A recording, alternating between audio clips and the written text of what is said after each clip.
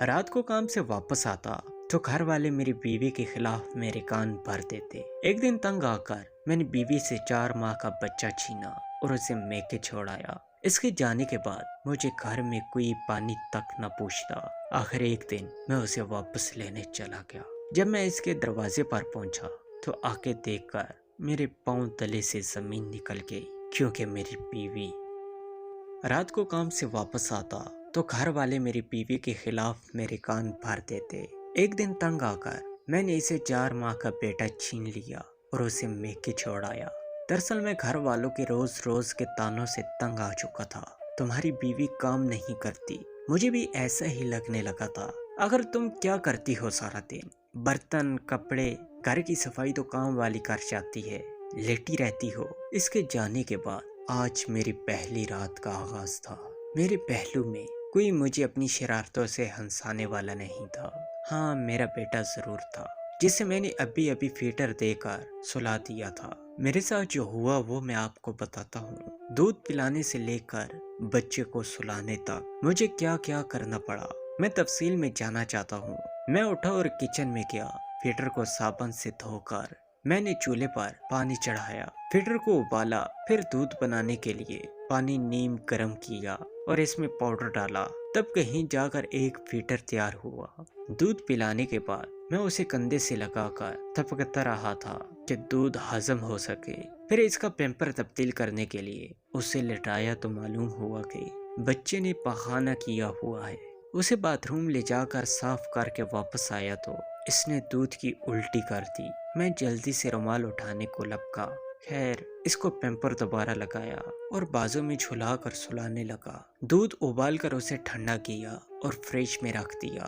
وہ ہوتی تو ملک شیک بنا کر میرے ہاتھ میں تھما دیتی، لیکن اب اتنے جھمیلے میں کون پڑے۔ ابھی اپنی روٹی پکا کر کھا لوں گا، لیکن آٹا ابھی تو وہ گوندنا پڑے گا۔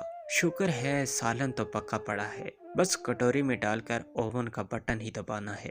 میں ذرا بیڈ سے بکھیرا اٹھا لوں۔ پیمپر، دوائیں، کھلونے، فیڈر، شیٹس کو ان کی مخصوص جگہوں پر رکھا۔ صبح آفس جانے کے لیے کپڑے بھی تو استری کرنے ہیں۔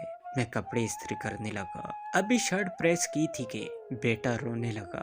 اب کی بار میں نے اس کو جھولے میں ڈالا اور جھولا جھلانے لگا۔ بھوک سے میرا برا حال تھا۔ اللہ اللہ کر کے بچے کو سلایا اور ایک ریسٹورنٹ پر کال کر کے کھانا ڈیلیور کرنے کا آرڈر کیا۔ آدھے گھنٹے بعد کھانا میرے سامنے تھا۔ میں نے بڑے بڑے نوالوں میں کھانا ختم کر دیا، کیونکہ میں جانتا تھا کہ اگر بیٹا دوبارہ جاگ اٹھا تو کھانا رہ جائے گا، پھر دوبارہ گرم کرنے کے لیے بھی ٹائم چاہیے اور مشقت بھی۔ مجھے اکتاہٹ ہونے لگی۔ گھڑی 11 بجا رہی تھی۔ میں بستر پر ٹھہس آ گیا۔ سائرہ، وہ چادر ہی الماری سے نکال دو، میں اوڑھ کر سونا چاہتا ہوں۔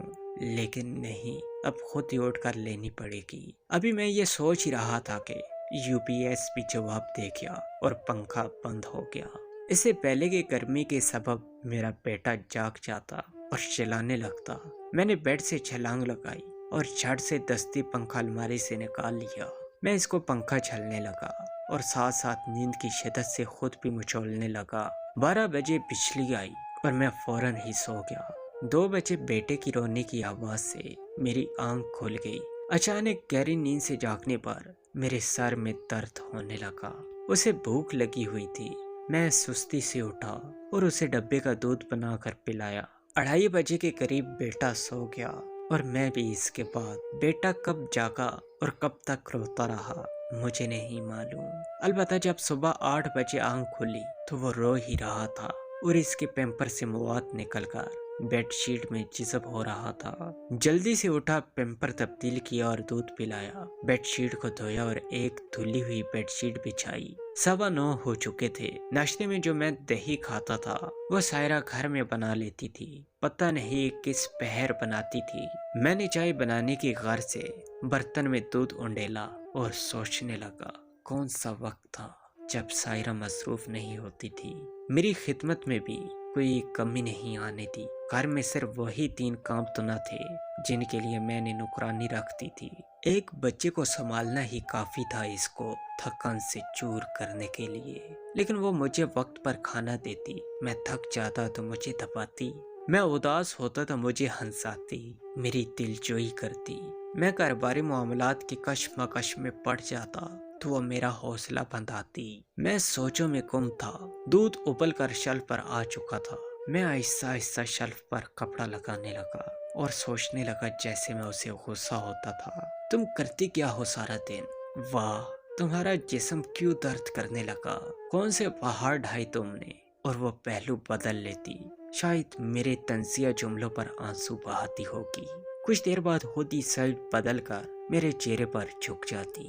آئی لو یو، تو میں جواباً مسکرا دیتا اور وہ اصرار کرنے لگتی، نہیں آپ بھی آئی لو یو ٹو بولیں۔ مجھے اس کی شرارتیں یاد آنے لگی۔ صبح کے 10 بج رہے تھے اور کام پر نیند نہ پوری ہونے کی وجہ سے چھٹی ماری۔ گھر والے سب اپنے اپنے کمرے میں مشغول تھے، جو ابھی کل ہی مجھے کہہ رہے تھے کہ تمہاری بیوی کوئی کام نہیں کرتی۔ کسی نے مجھے چائے کا ایک کپ بھی بنا کر دینے کی زحمت نہیں کی۔ میں نے بچے کو گاڑی میں ڈالا اور گاڑی ان رستوں پر دوڑا دی جو رستے مجھے ہمیشہ کے لیے سائرہ کے ساتھ جوڑنے والے تھے۔ وہاں پہنچ کر میں نے دونوں ہاتھ جوڑ کر معافی مانگی۔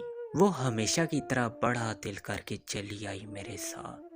شادی شدہ حضرات سے میری ریکویسٹ ہے کہ ٹھیک ہے، سب کا حق آپ پر ہے، سب آپ کو مشورہ دے سکتے ہیں، لیکن ماں باپ کے بعد سب سے زیادہ حق آپ پر آپ کی بیوی کا ہے۔ اس کو ٹائم دیں، اس سے پوچھیں، اس کی دل جوئی کریں۔